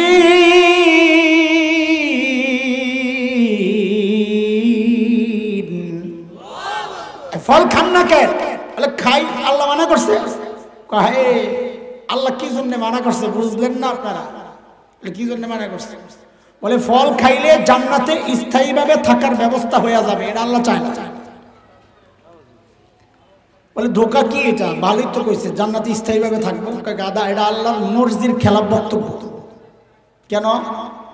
কারণ আল্লাহ তাআলা আদম আর হাওয়াকে জান্নাতে স্থায়ীভাবে থাকার জন্য বানানি নাই। বানাইছেন কই পাঠাবেন? আরে বলেন কই? وَإِذْ قَالَ رَبُّكَ لِلْمَلَائِكَةِ إِنِّي جَاعِلٌ فِي الْأَرْضِ خَلِيفَةً। কই পাঠাবেন? কই পাঠাবেন? দুনিয়ায় স্থায়ীভাবে থাকার জন্য বানানি নাই। বাকি একটা প্রশ্ন আপনাদের জাগতে পারে, যদি জাগে তাহলে উত্তর দেব, না খামাকা খোসাইয়া সময় দেরি করার দরকার নাই, আমার টাইম নেই হাতে। সেই প্রশ্ন হইল, আদম আর হাওয়াকে জান্নাতে স্থায়ীভাবে থাকার জন্যই যদি আল্লাহ বানায়া থাকে, দুনিয়ায় পাঠানোর জন্য যদি বানায়া থাকে, তো ডাইরেক্ট দুনিয়ায় না পাঠাইয়া জান্নাত থেকে ঘুরাই আনলেন কেন? প্রশ্ন বুঝছেন? নিচে বানাইছেন কই পাঠাবেন? বলেন বলেন বলেন, কথা বলেন, কই পাঠাবেন? যদি দুনিয়ায় পাঠানোর জন্যই বানান, তো ডাইরেক্ট দুনিয়ায় না পাঠাইয়া জান্নাত থেকে ঘুরাই আনছেন কোন কামে? এই জান্নাতে পাঠানোর কারণে তো গন্ডগোল লেগে গেল। ডাইরেক্ট দুনিয়ায় পাঠাইলে তার শয়তানের সাথে দেখা সাক্ষাৎ হইতো না। আর প্রশ্ন জাগেনি? জাগলে না উত্তর দেব? জাগে তো শোনে, সংক্ষেপে উত্তরটা শোনে। আমি আসি কই আগে কই আসি? বাজারে। খানার টেবিলে এখন আপনার করে নেই নাই, বাজারে একটু কইরা টরে লই, এরপরে যাবো ইনশাআল্লাহ। বাকি বাজারও সবাই এলোমেলো বাজার না, খাওয়ানোর কথা কই আপনারা যাই আমি লোহা লক্কর কিনতেছি, রড কিনতেছি, না না, বাজারই আছে, তরকারি সবজি খাওয়ানোর বাজারই আছে, এলোমেলো বাজার না। লা হাওলা ওয়ালা কুওয়াতা ইল্লা বিল্লাহ। এর দোস্ত সূরা আত-তাওবা আয়াত 111, আল্লাহ তাআলা মুমিন বান্দার কাছে জান্নাত বিক্রির প্রস্তাব করেছেন। ইন্নাল্লাহা আশতারা মিনাল মুমিনিনা আনফুসাহুম ওয়া আমওয়ালাহুম বিআন্না লাহুমুল জান্নাহ। আল্লাহ আমার জান আর মালের বিনিময়ে আমাদের কাছে জান্নাত বিক্রি করতে চান। আপনারা কিনতে রাজি নি? আরে রাজি নি? কথা কর। রাজি ইনশাআল্লাহ? কে কে রাজি? আল্লাহু আকবার, মাশাআল্লাহ। সময় জান্নাত কিনতে রাজি? মাশাআল্লাহ। জান্নাত যে কিনবেন আপনারা, জান্নাত দেখছেন নি? আয় আল্লাহ, তো আমরা তো হুজুরের কাছে পড়ছি, ওস্তাদদের কাছে, কোনো কিছু কিনতে হইলে এটা দেখা লাগে। পানির নিচে মাছ বেচা যায় না, যায়নি? যায় না। ওই যে বকুল খালি ফুল আসছে আম বাগানে, বেচালায়, বাগান বেচালায়, জায়েজ নাই। আগে আম বাইর হইব, একদম পরিপক্ক হইব, কাঁচা থাকতেও বেচা জায়েজ নাই, কারণ আরো বাড়বে, বাড়া অংশ তো এখন তুমি দেখো নাই। পরিপক্ক হওয়ার পর যখন আর বাড়ার সম্ভাবনা নাই, তখন যাই বেচা যাবে। কাজেই যে জিনিসকে বিক্রয় করতে হয়, কিনতে হয়, ওটা কি করতে হয়? তো জান্নাত তো দেখি নাই, কেনার জন্য রেডি হয়ে গেছি। এই জন্যে নাস্তিক মুরতাদরা বলে কি জানেন? আমরা অন্ধবিশ্বাসী, যা শুনি তাই বিশ্বাস করি। অন্ধবিশ্বাসী না বুঝাসি না? কেমনি বুঝাসি না? জান্নাত তো না দেখে কেনার জন্য রেডি হয়ে গেল, কার রাখেন নিয়ে বুঝালো নাকি? খালি খেলতে চান। আপনার এলাকায় মাইয়ারে বিয়ে দিলে শ্বশুর বাড়ি দেখার জন্য কে যায়? মেয়ে যায় না গার্জিয়ান?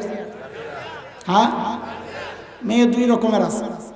এক মেয়ে হলো মা বাবার বাধ্য সন্তান, এর সামনে বিয়ে শাদীর আলাপ হইলে লজ্জা আরেক ঘরে যাইয়া পাঠায়া দেয় কাউরে, যে আমার কিছু দেখার দরকার নাই, শোনার দরকার নাই, জানারও দরকার নাই, আব্বা আম্মা যা সিদ্ধান্ত নেয় ওনাদের দেখলেই চলবে। আসেনি এরকম? আরেক মাইয়া হইলো ঢাকার শাহবাগের স্লোগান কন্যা, আসে না? এই টাইপের মাইয়া মাঝে মাঝে গ্রুপ স্টাডি করতে যায় বন্ধুর সাথে, বন্ধুর ফ্ল্যাটে, আসে না এরকম?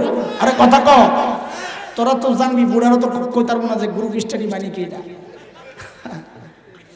আল্লাহ রা, হায় খোদা, হায় খোদা। কি বন্ধ করে দেবো? আজান চলতেছে তো, জিনা মানে অন্যখানে। আচ্ছা আচ্ছা, কই আর আমার কোন সময় ছেড়ে দিতে? আচ্ছা আচ্ছা, তো কি বলতেছিলাম, আরেক মাইয়া হলো ঢাকার শাহবাগের স্লোগান করে ওটারে দেওয়া কইছে তোরে বিয়ে দেবো। হ্যাঁ আগের দিন কি উঠবো আমার, আচ্ছা ঠিক আছে যেটার লগে ঠিক করছেন ওনার বাড়ি ঘর দেখ কেমন, ওটারে পরীক্ষা করে সব টেস্ট করে আর পরে আমি রেজাল্ট দেবো আপনার পরে। আসেনি এরকম মাইয়া? আমি জিজ্ঞেস করি আপনারা মা বাবার বাধ্য সন্তান না অবাধ্য সন্তান? বাধ্য সন্তান। তো আলহামদুলিল্লাহ এইবার বুঝেন আল্লাহ তাআলা আদম আর হাওয়াকে ডাইরেক্ট দুনিয়ায় না পাঠাইয়া জান্নাত থেকে কেন ঘুরায় আনছেন, যেন নাস্তিক মুরতাদরা কিয়ামত পর্যন্ত বলতে না পারে যে আমরা জান্নাত না দেখেই কেনার জন্য রেডি হয়ে গেছি। আরে না না, আমরা মা বাবার বাধ্য সন্তান। আমাদের বাবা আদম জান্নাত দেখে আসছেন, আমাদের মা হাওয়া জান্নাত দেখে আসছেন, আমাদের আর দেখার দরকার নাই। শয়তান যখন দেখলো তিনটা মিস, এইবার পুরো হুজুর হয়ে গেছে। আখিরিটা বাংলাদেশের বহু নেতা এগুলো কোত্থেকে শিখছে এগুলো দেখি আর আমি হাসি, আর মনে করেন আমরা কিছু বুঝি না। নির্বাচনের আগে দিয়ে দেখবেন কোন কোন নেতা টুপি টাপি লাগাইয়া হাসান বসরি হয়ে যায়, কেউ কেউ হিজাব টিজাব লাগাইয়া পুরা রাবেয়া বসরিয়া। আরে কথা কও, এটা হলো আখিরিটা। এটা কি সারা জীবন করছে আলেমদের বিরোধিতা, ঘাটটা মটকাইয়া ভাঙ্গা টেঙ্গা করে শেষ। নির্বাচনের আগে দেখি হ্যাঁ ঘাটটা মটকাইয়া এক হুজুর দোয়া করে। আরে ঠিক নি কথা? শিখছে কার থেকে? কোত্থেকে? শয়তান যখন দেখলো এই তিনটা মারতে পারে নাই, এইবার মারছে 4 নাম্বারটা। মানে কি আল্লাহর কসম খায়া কয় আমারে ভুল বুঝেন না, বলো পানি পুরো ভালো মানুষ আর কি। ওয়াকাসামাহুমা ইন্নী লাকুমা লামিনান নাসিহিন।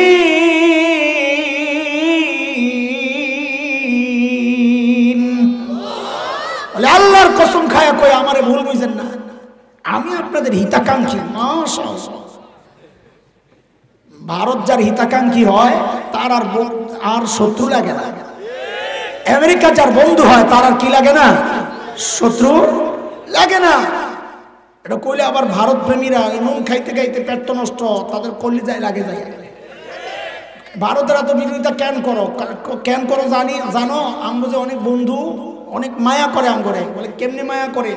বলে পেঁয়াজের যখন আমগো অভাব পড়ে তখন বন্ধ করে দেয়, আর যখন পেঁয়াজ আমগো কৃষকের হাতে সারা বছরের কষ্টের ফসল এখন পেতে যাবে তখন বর্ডার খুললে পেঁয়াজ পাঠানো শুরু করে। এই মায়া করে। আরে কথা কও ঠিক কিনা? এটা বলতেও তো হিম্মত লাগে, ঠিক কইলেও তো সমস্যা। এখন বড় বিপদে আছি রে ভাই, মাশাআল্লাহ। কিন্তু এই বিপদ না কেন? কারণ আমরা তো আমাদের জানকে বেচে দিছি আল্লাহর কাছে। এখন এই জানের কোনো ভয় নাই আমাদের। মরার ভয় আছে? কথা কও, মরার ভয় আছে? নাই। কেন? এই শরীর তো আমার না, আমি ভয় করে লাভ কি? যারটা তার পেরেশানিও তার, টেনশনও তার, চিন্তাও তার, হেফাজত করবেও তিনি। কারণ এই জান আমার না, আমি জান্নাতের বিনিময়ে বেচে দিছি। এই জন্যে বলি যে ইমানের বদলায় জানকে বিক্রি করছি, এই জানকে তুমি নিয়ে নিবা, এই শরীর থেকে আমার কল্লাকে আলাদা করতে পারবা। কিন্তু ইনশাআল্লাহ এই সিনা থেকে কোরআনকে বিচ্ছিন্ন করা যাবে না, ইমানকে বিচ্ছিন্ন করা যাবে না। দোস্ত বাজার করা শেষ। কি বুঝাইলাম এতক্ষণ? কোন কি আইটেমের বাজার করছি আমি একটু মনে করাই দিই। বিরিয়ানি না ভাত আইটেম? এতক্ষণ বুঝাইছি হইল, শোনেন খেয়াল করেন, মূল কথায় ঢুকতে হবে। এখন এতক্ষণ বাজারে ছিলাম, এতক্ষণ লম্বা কথায় বুঝাইছি যে শয়তান বড় বাটপার কোনোদিন মানুষকে এক পদ্ধতিতে ধোকা। এই কথাটা বুঝাইতে পারছি কোরআন দিয়া না কোরআন ছাড়া? কোরআন দিয়াই। কাজে কোরআনের কথা বললে যদি কেউ আমগরে মারতে আসে তো সে আস্তে একটা পাগল। আলেমরা কোরআনের কথা বললে যদি কেউ ঘাড় ভাঙতে আসে সে আস্তে একটা, বলেন আস্তে একটা। কেন? ওই দুই পোলা আমগো ঢাকায়, আমগো তো সাফার জোরটা একটু বেশি, তো দুই পোলার গন্ডগোল। একটাই গেছে আরেকটার এলাকায়, ওইটার ধরে দিছে মাইটের খাইয়া আমাদের কাছে কয়ার পারে না। বাইতে গিয়া, আরে বাইতে গিয়া বুঝলেন ও ঢাকায় বলা কথা কি, বাইতে গিয়া একটা, ওই সময় তো আর মোবাইল না ছিল না, চিঠি মেসেজ পাঠাইবো, একটা চিঠি লেখছে। চিঠির মধ্যে লেখছে আবে আমগো মহল্লায় তোরে পায়াল খাওয়ানো হবে। চিঠির মধ্যে লিখে গেছে। ডাক পিয়ন ওই চিঠি লইয়া গেছে, প্রায় তোর চিঠি ওই দোস্ত পাঠাইছে আপনার চিঠি। চিঠিটা খুইলেই দেখে আবে আমগো মহল্লায় তোরে পায়াল খাওয়ানো হবে। মেজাজটা গেছে গরম হয়ে, চিঠিটা ছিঁড়াই মারছে ডাক পিয়নের একটা চটকাটা। আচ্ছা কম তো দেখি ডাক পিয়নের দোষটা কি? চিঠি ডাক পিয়ন পাঠাইছে, ডাক পিয়ন লগে করে লই আইছে, পাঠাইছে কে? আরেকজন। আরে বলেন না, পাঠাইছে কে? তোর হেডন থাকলে যাই ওই বেটারে ধর, ডাকপিয়ন রে মারস কে? আরে কোরআন আল কারীম এটা আল্লাহর চিঠি, উলামায়ে কেরাম হলো ডাকপিয়ন, তোমার কাছে পৌঁছায়া দিতেছে। তোমার যদি পছন্দ না হয় তো ডাকপিয়ন রে মারতে আসো কেন? পারলে যাই আল্লাহরে ধরো। যদি ডাকপিয়ন করে মারতে আসো তো বোঝা গেল তোমারও মাথা নষ্ট। কথা ঠিক আছে নি কথা? শয়তান বড় বাটপার। বাটপার কোনোদিন মানুষকে এক পদ্ধতিতে ধোঁকা। আলোচনা কি চলতেছিল? ওয়াকালাল্লাযীনা কাফারু লা তাসমাউ লিহাযাল কুরআন ওয়ালগাউ ফীহি লাআল্লাকুম তাগলিবুন। কাফেরদের বক্তব্য কয়টা? দুইটা। বলেন, মনে নাই? ভুলে গেছেন? কয়টা? কয়টা? এক নাম্বার, এই কোরআন শুনবা না। দুই নাম্বার, কাউকে শুনতে দেবা না। আচ্ছা বলেন, এই বক্তব্য মূলত কার? শয়তানের। মূলত কার? শয়তানের। শয়তান ওই যুগের আবু জাহেলদেরকে দিয়া এই বক্তব্য দেওয়াইছে মানুষকে কোরআন থেকে দূরে সরাইতে। আপনি কি মনে করেন এই যুগেও শয়তান আমাকে আপনাকে কোরআন থেকে দূরে সরাইতে একই বক্তব্য দিবে? শয়তান বাটপার। বাটপার কোনোদিন মানুষকে এক পদ্ধতিতে ধোঁকা দেয় না। শয়তান এই যুগে অন্য পদ্ধতিতে আমাকে আপনাকে কোরআন থেকে দূরে সরাইতে চায়। সময়ের একজন আলেম হিসাবে ওই পদ্ধতিটা একটু চোখে আঙ্গুল দিয়ে দেখাইতে চাই যে এই সময়ে শয়তান চলে। এক দুইটা উদাহরণ দিয়ে আমি শেষ করব। শয়তান কোন কোন পদ্ধতিতে মানুষকে কোরআন থেকে দূরে সরাইতে চায়। বাংলাদেশে এখন একটা প্রবণতা খুব কাজ করছে, সেটা হচ্ছে উম্মতের আলেম থেকে উম্মতকে বিচ্ছিন্ন করার একটা চক্রান্ত চলতেছে। এটা কখনো কখনো ডাইরেক্ট অ্যাকশন, কখনো কখনো নেক্সুর হতে ধোকা দিয়া পাগড়ি বাইন্দা জুব্বা পইরা। আবার একটা শ্রেণী আছে যারা আলেমদের থেকে বিচ্ছিন্ন হইয়া তাদের উস্তাদ বানাইছে অন্য একজনকে। সেই অন্য একজনকে ফদিলাতুল শেখ আল্লামা মুফতি ইন্টারনেট লানাতুল্লাহি আলাইহি। আসেনি? আসেনি? এদের উস্তাদ, যাদের উস্তাদ ইন্টারনেট লানাতুল্লাহ, এই টাইপের মানুষ এবং যারা আলেম থেকে উম্মতকে বিচ্ছিন্ন করতে চায় ওই টাইপের মানুষের মধ্যে মাঝে মধ্যেই তাদের থেকে নতুন নতুন কিছু মাসআলা সমাজে ছড়ায়া দেওয়া হয় বিশৃঙ্খলা সৃষ্টির জন্য। এইরকম একটা মাসআলা হচ্ছে অর্থ না বুঝে কোরআন পড়লে সওয়াব হবে না। আসেই মাসআলা চেষ্টা করা হচ্ছে এই মাসআলাকে সমাজে প্রতিষ্ঠিত করার জন্য, এস্টাবলিশড করার জন্য। এরে দোস্ত, এই মাসআলা যদি প্রতিষ্ঠিত করতে পারে তো উম্মতকে কোরআন থেকে দূরে সরানো সহজ হয়ে যাবে। কেন? আপনি তো মনে মনে ভাবতেছেন যে এটা তো কোরআনের সাথে উম্মতকে আরো জুড়ে দেওয়ার কথা, যে ভালো করে পড়, অর্থ বুঝে পড়, তো মানুষ কোরআনের সাথে আরো সম্পর্ক নিবিড় হবে, গাঢ় হবে, শক্তিশালী হবে, যে কোরআন পড়বে অর্থ সহ। এই জন্যই তো আলেমের কাছে আইতে হবে। আলেম যা বুঝে আপনি তা বুঝেন না। আলেম বুঝে গভীরেরটা, আপনি বুঝেন ভাষা ভাষা। আলেম থেকে বেশি বুঝতে যায়েন না। আল্লাহর রাস্তায় আপনাদেরকে বলি, এই কথার মূল কথাগুলো এটাই যে দ্বীনের ব্যাপারে আলেম থেকে বেশি বুঝতে যায়েন না, তাইলে আপনি বিভ্রান্ত হবেন, আপনার ধ্বংস অনিবার্য হয়ে যাবে। একটা ছোট্ট উদাহরণ দিই। এক লোক আলেম দেখতে পারত না, মৌলবী দেখতে পারে। এই সমাজে এরকম মানুষের অভাব নাই এখন, তাই না? আহা, দুর্ভাগ্য এই সমাজে। একদিন স্বপ্নে দেখে কি এই ইমামতি করতেছে, পিছনে বড় বড় হুজুররা। ঘুমের থেকে উঠাই কয়, দেখছো হুজুররা আমারে চিনল না। আমি যে আল্লাহর কাছে কত বড় মর্যাদার লোক, হুজুররা আমারে চিনল না। আমি তো ঠিকই এক ইমামতি করলাম। পোলারে পাঠাইছে সময়ের সবচেয়ে বড় আলেমের কাছে, কয় যা ব্যাখ্যা লইয়া দেখবি আমার বিরুদ্ধে কইব। হুজুররা আমারে দেখতারে না, উল্টা পাল্টা ব্যাখ্যা দিব। পোলাই গেছে সময়ের বড় আলেমের কাছে। হুজুর আব্বা স্বপ্ন দেখছে, আব্বা ইমাম সাহেব সামনে আর আপনারা বড় বড় হুজুররা পিছনে। ইন্না লিল্লাহ, তোর আব্বার তো মরণের সময় হয়েছে। পোলাই কয়, দেখছো কারবার, আব্বাই তো ঠিকই কইছে। হুজুররা তো আব্বারে দেখতার না, এই যে ব্যাখ্যাটা দিয়ে দিল উল্টা। দৌড় দিছে বাড়িতে, এখন থেকে আব্বার লগে আমিও আছি হুজুরের বিরুদ্ধে। বাড়িতে যাইয়া দেখে কান্নার আওয়াজ হইতাছে। কিরে কান্নার আওয়াজ কে? ঘরে যাইয়া দেখে যে বাপ মরে গেছে। হ্যাঁ, কি অবস্থা? দৌড়ে এসে হুজুরের কাছে, হুজুর আব্বা তো মরে গেছে, কি ব্যাখ্যা দিলেন? কই এটাই তো দিছি, কিন্তু আগা মাথা কিছু বুঝলাম না। বুঝবি কেমনে? আরে গাদা, সাধারণ মানুষ নামাজের সময় আলেমের সামনে মানে তার জানাজার লাশ সামনে, হুজুর পিছনে। আরে দোস্ত, আলেম থেকে নিজেকে যখন তুমি পণ্ডিত ভাববা যে দিন আপনাদের চেয়ে আমরা ভালো বুঝি, যখন আলেমের চেয়ে তুমি নিজেকে সামনে ভাববা, খোদার কসম খায়া বলি, তো তোমার মরণ আর পচন আর পতনের সময় আসছে। আল্লাহ বস্তে এই ভুল করবেন না। সব বিষয়ের অভিজ্ঞ ব্যক্তি থাকে, বিশেষজ্ঞ থাকে, তার কাছে যায় আপনারা পণ্ডিতি করেন না। ইঞ্জিনিয়ারের কাছে যায় পণ্ডিতি করেন না, ডাক্তারের কাছে যায় পণ্ডিতি করেন না। সব পণ্ডিতি সবচাইতে দামি স্পর্শকাতর ব্যাপার সেই দিন শরিয়াত, সব পণ্ডিতি এসে শরীয়তের মধ্যে আপনাকে শুরু হয়ে যায়। শয়তানের ধোঁকা, শয়তানের ধোঁকা। যাই হোক, বলে এই মাসআলা প্রতিষ্ঠিত হইলে উম্মাহ কোরআন থেকে কেমনে বিচ্ছিন্ন হবে সেটা পরে আসতেছে। আগে বলেন আপনারা, অর্থ ছাড়া কোরআন পড়লে, অর্থ না বুঝে কোরআন পড়লে সওয়াব হয় কি হয় না বলেন তো? এই মাসআলা আমাদের সাথে আপনারাও একমত? কোরআন অর্থ না বুঝে পড়লেও সওয়াব হয়, হয় হয়। আমাদের ওস্তাদরা আমাদেরকে অনেক দলিল শিখাইছেন, এর মধ্যে একটা ছোট্ট দলিল আপনাদেরকে সহজে বোঝানোর জন্য আমি বইলে সামনে যাব। আল্লাহর হাবিব সাল্লাল্লাহু আলাইহি ওয়াসাল্লাম বলেছেন, মান ক্বারা হারফাম মিন কিতাবিল্লাহ ফালাহুল হাসানাহ ওয়াল হাসানাতু বিআশরি আমসালিহা। নবী আলাইহিস সালাম বলেন, কেউ যখন কোরআনের একটা অক্ষর পড়ে, কয়টা? কয়টা?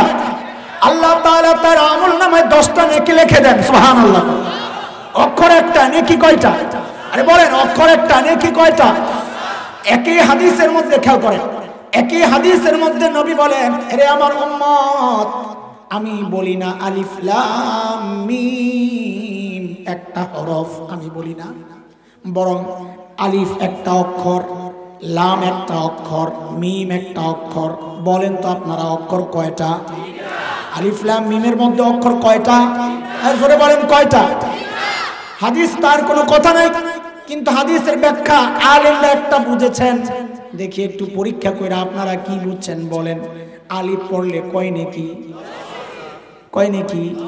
মাশাআল্লাহ, তো আমগুলো মিলে গেছে। এইবার বলেন, লাম পড়লে কয় নেকি? মিম পড়লে কয় নেকি? আলিফ পড়লে কত? লাম কত? মিম কত? একসাথে বলেন, আলিফ লাম মিম কয় নেকি? কয় নেকি? আর জোরে বলেন কয়টা? তোমরা যে বলো অর্থ না বুঝে কোরআন পড়লে সওয়াব হয় না, আচ্ছা ধরলাম, মাইনা নিলাম, মাইনা নিলাম, তো আমাদেরকে বলো আলিফ লাম মিম কয় নেকি জানি? তো 30 নেকি পাওয়ার জন্য তো অর্থ বোঝা লাগবে, না নেকি এবো থেকে? কারণ তোমরা তো অর্থ না বুঝলে নেকি নাই, তাহলে আলিফ লাম মিমের তো অর্থ আছে না, নেকি পাবো কোথা থেকে? কোন না? আরে কথা কোন না? তো একটু আমগরে অর্থ, আমগরে বুড়া হুজুর আমগরে অর্থ কইতারে না, এগুলো জানে না। মৌলবী কি জানে? ডাইল খায় কদিন কি পড়ছে? হ্যাঁ, তুমি আমগরে আলিফ লাম মিমের অর্থটা একটু কইয়া দাও, তাইলে আমরা নেকিটা পাইতে পারি। থামরায়া দাঁত খুলে বললাম, বেয়াদব তুই কি অর্থ বলবি রে? জগতের বিখ্যাত মুফাসসিররা বলেছেন, আল্লাহু আ'লামু বিমুরাদিহি বিযালিক, এগুলোর অর্থ আল্লাহ ছাড়া কেউ জানে না। অথচ নবী বলেন নেকি কয়টা? নেকি কয়টা? অর্থ ছাড়া না, অর্থ সহ। অর্থ ছাড়া না সহ? আরে অর্থ তো নাই বেটা, সহ আইব কই থেকে? কি বোঝা গেল? কোরআন অর্থ না বুঝে পড়লেও সওয়াব হয়। বুঝে আসছে না কথা? বলে হুজুর বুঝলাম না কিছু, এই ফতোয়া দিলে কোরআন থেকে কেমনে দূরে সরে? হ্যাঁ, এটাই তো বুঝার জিনিস। আমাদের গবেষণা হচ্ছে বাংলাদেশের 98% মানুষ কোরআনের অর্থ জানে না। কোরআনের অর্থ, এই মাসআলাকে যদি সমাজে প্রতিষ্ঠিত করা যায়, তো ওই 98% মানুষ চিন্তা করবে, কি রে অর্থ না বুঝে পড়লে যদি সওয়াব না হয়, তো কষ্ট করে আর কোরআন পড়ার দরকার কি? সবই তো হইব না, তো কোরআন পড়লে কি লাভ? অর্থ জানি না যেহেতু। তো এই 98% মানুষকে এই একটা ফতোয়া দিয়া কোরআন তেলাওয়াত, কোরআনের কাছ থেকে দূরে সরানোর চক্রান্ত চলতেছে। বুঝে আসছে কথা? 2 নাম্বার, অপপ্রচার। এই 2 নাম্বারের মধ্যে আমি সবগুলো একবারে ঢুকাই আমি শেষ করব। অপপ্রচারের মাধ্যমে কোরআন থেকে উম্মতকে বিচ্ছিন্ন করার চক্রান্ত চলতেছে। কিসের মাধ্যমে? বলেন বলেন কিসের মাধ্যমে? অপপ্রচার, অপপ্রচার। আমি 4টা উদাহরণ দেই আপনাদেরকে, এই সমাজের উদাহরণ। 1 নাম্বার, বুঝার জন্য এই উদাহরণগুলো দিতেছি, বুঝার জন্য, খুব ভালো করে বুঝেন, আমাদেরকে ভুল বুঝেন না। আমরা আপনাদের হিতাকাঙ্ক্ষী, বুঝাইতে চাই যেন তাদের ধোকায় পড়ে না যান। 1 নাম্বার উদাহরণ, বাংলাদেশের জাতীয় দিবসগুলো 16ই ডিসেম্বর, 26 মার্চ, 21 ফেব্রুয়ারি, এই দিবসগুলোতে স্কুল কলেজ বন্ধ থাকে না? বলেন। কোথাও কোথাও স্কুল কলেজে খেলাধুলার প্রতিযোগিতা হয়। আপনাদের এলাকায় কি হয়? খেলাধুলার প্রতিযোগিতা হয় স্কুলে? আপনারা লক্ষ্য করেছেন কিনা? ইদানিং আমরা লক্ষ্য করছি, আমার প্রত্যেকটা কথার পেছনে হয় কোরআনের দলিল থাকবে ইনশাআল্লাহ, আর না হয় বাস্তবের দলিল আছে, রিপোর্ট। এই যে কথাগুলো বলতেছি, এই কথাগুলোর ছবি আছে আমার কাছে। কেউ যদি চ্যালেঞ্জ করতে চায়, আমি ওই ছবি তাকে দেখাইয়া দিব। আর আগের কথাগুলো সবগুলো কোরআন থেকে বলছি, কোরআনের দলিল দিয়ে দিছে, আয়াত নাম্বারও বলে দিছে। 1 নম্বর উদাহরণ, এই খেলাধুলার মধ্যে এখন আমরা লক্ষ্য করতেছি একটা নতুন ইভেন্ট, সেটা হচ্ছে যেমন খুশি তেমন সাজ। হয়নি? বড় আফসোসের সাথে বলতে হচ্ছে, এখন এই যেমন খুশি তেমন সাজের মধ্যে একটা সাজ এখন আমরা দেখতে পাচ্ছি, সেটা হলো ছোট্ট ছোট্ট যুবতী, ছোট্ট বাচ্চা মেয়েকে শাড়ি টাড়ি পরাইয়া যুবতী মেয়ে সাজায়, আর একটা ছোট্ট ছেলেকে দাড়ি লাগাইয়া টুপি পরাইয়া হুজুর সাজায়। এরা যায় অডিয়েন্সের সামনে নাটক করে দেখায়, বিচারকের সামনে নাটক করে দেখায় কি, যে ওই যুবক ছেলেটা, হুজুরটা, পিচ্চি বাচ্চা হুজুরটা, ওই পিচ্চি মেয়েটা, যুবতী মেয়ে, তার শাড়ি ধইরা টানাটানি করে, দস্তাদস্তি করে। কি বুঝাইতে চায়? বুঝাইতে চায় এটা হচ্ছে 71-এর চিত্র। 71-এ স্বাধীনতা সংগ্রামের সময় এই সমস্ত রাজাকারেরা আমার মা বোনের ইজ্জত এইভাবে হরণ করেছে, এটা বুঝাইতে চায়। এর দোস্ত উদাহরণ নাম্বার 1। উদাহরণ নাম্বার 2, টেলিভিশন, সিনেমায়, থিয়েটারে, মঞ্চ নাটক। আজকালকার খবর হচ্ছে, আমাদের কানে আসে, আমরা রিপোর্টে দেখি, সিনেমায় নাটকে একটা চরিত্র এখন দাঁড় করায়, ভিলেন চরিত্র, গাদ্দার চরিত্র থাকে। আরে কথা বলেন, যারা দেখেন সিনেমা তারা তো বলেন থাকে, থাকে গাদ্দার চরিত্র থাকে। তাকে দিয়ে সমাজের সমস্ত নিকৃষ্ট কাজগুলো করানো হয়, কিন্তু তাকে সাজায় কেমনে? ইদানিং লক্ষ্য করা যাচ্ছে যে তাকে সাজানো হয়, তার মুখে দাড়ি লাগায়া দেয়, মাথায় একটা টুপি লাগায়া দেয়, তাকে দিয়ে সমাজের সব নিকৃষ্ট কাজগুলো করানো হয়। উদাহরণ নাম্বার 4, 3, সাম্প্রতিককালে ভারতের এক নায়কের মাধ্যমে একটা সিনেমা রিলিজ করার চেষ্টা হচ্ছে, হয়তো খুব শিগগির রিলিজ করবে তারা। সেখানে দেখানো হয়েছে কালিমা খচিত পতাকার রোমের ভেতর থেকে সন্ত্রাসীরা বের হচ্ছে, আল্লাহু আকবার বলে ধ্বংসলীলা তাণ্ডব চালাচ্ছে। এ দোস্ত খেয়াল করেন, উদাহরণ নাম্বার 3। উদাহরণ নাম্বার 4, কয়েকদিন আগে এই সাম্প্রতিককালের কথাগুলো আপনাদেরকে দেখাইতেছি চোখে আঙ্গুল দিয়া, একটু বোঝার চেষ্টা করেন। আমাদের চাঁদপুরের কচুয়ায় এক মাদ্রাসার শিক্ষক বলাৎকারের অভিযোগে, মিথ্যা অভিযোগ, সিসি ক্যামেরায় পরবর্তীতে প্রকাশ পেয়েছে এটা মিথ্যা কথা। এই শিক্ষকের মাথা নেড়া করে 2 জন হিন্দুর নেতৃত্বে মাদ্রাসা ভাঙচুর হয়, শিক্ষককে মারধর করে, চরম ধরনের অপমান করে, ভিডিও করে ভাইরাল করে দিয়ে ওই শিক্ষককে জেলখানায় পাঠানো হয়। অথচ পরে তদন্ত করে দেখা গেছে পুরা ঘটনাটা বানোয়াট, মিথ্যা কথা। এই ঘটনা একটা না, এইরকম হাজারো ঘটনা ঘটছে আমাদের সামনে, হয়তো 1-2টা আসছে। উদাহরণ নাম্বার 5, খেয়াল করেন, 2013-এর কথা আপনাদের মনে থাকার কথা, ঢাকার শাহবাগে গণজাগরণ মঞ্চ বসেছিল, মনে আছে? এরা দোস্ত, গণজাগরণ মঞ্চের বক্তব্য ছিল কি? যুদ্ধাপরাধীদের বিচার ত্বরান্বিত করা। এই বক্তব্যের সাথে রাজনৈতিক কোনো গন্ধ খুঁজবেন না আমাদের বক্তব্য থেকে। এখন কিছু বললে, গতকাল আমি বিবিসিকে সাক্ষাৎকার দিয়েছি, 7:30টায় প্রচার হয়েছে। আমাকে কাদের কল্লোল জিজ্ঞেস করেছে যে আপনারা রাজনৈতিক বক্তব্য কেন দেন মাহফিলে? তা আমি বলেছি, কিন্তু আমি রেকর্ড রাখছি, কিন্তু তারা সেটা প্রচার করে নাই, কারণ ধরা খাবে তো। আমি বলেছি রাজনৈতিক বক্তব্য বলতে আপনারা কি বোঝান? এখন সমাজের অসঙ্গতিগুলো বলা, ধরিয়ে দেওয়া আলেমের কাজ। আলেমরা এই সমাজের নেতৃত্ব দিবে, তারা ইমাম। তারা যখন সমাজের অসঙ্গতিগুলো দেখায় দেয়, তখন ঘুষের বিরুদ্ধে বললে ঘুষখোর খেপে যায়, সে বলে এটা রাজনৈতিক বক্তব্য। সুদের বিরুদ্ধে বললে সুদখোর খেপে যায়, সে বলে এটা রাজনৈতিক বক্তব্য। যারা সন্ত্রাস করে, দুর্নীতি করে, তাদের বিরুদ্ধে বললে সে খেপে যায়, সে বলে এটা রাজনৈতিক বক্তব্য। রাজনৈতিক বক্তব্য বলতে আসলে কি বুঝেন আপনারা বলেন আমাদেরকে? জবাব দিতে পারে নাই। এরা দোস্ত 2013-র কথা, এটা রাজনৈতিক বক্তব্য নয়, আমাদের দিলের উপলব্ধিগুলো আপনাদের সাথে শেয়ার করছি। ঢাকার গণজাগরণ মঞ্চ তারা আওয়াজ উঠাইল যুদ্ধ অপরাধীদের বিচার চায়। এটা পুরান আওয়াজ। আমরা যারা ইমানদার 1400 বছর থেকে আমাদের এই আওয়াজ যে সমস্ত জালেমের বিচার আমরাও চাই। এটা নতুন না পুরান? কাজে এই আওয়াজের সাথে আমাদের কোনো শত্রুতা নাই, মিত্রতাও নাই, খাতিরও নাই, দুশ্মনীও নাই। বিপত্তি বাঁধলো কোথায়? যখন এই গণজাগরণ মঞ্চের আড়ালে কিছু নাস্তিক কুলাঙ্গার ব্লগার নেটের মধ্যে ব্লগে আল্লাহর নবী মুহাম্মদুর রাসূলুল্লাহ সাল্লাল্লাহু আলাইহি ওয়াসাল্লামের বিরুদ্ধে কুৎসিত সব বাজে কথাবার্তা লিখছিল, তখন ইমানদার হিসাবে প্রত্যেকটা ইমানদারের কলিজায় আঘাত করেছে। বৃদ্ধ বয়সে আমাদের শাইখ ও মুর্শিদ আল্লামা আহমদ শফি নওয়ারাল্লাহু মারকাদা রাজপথে নেমে আসলেন।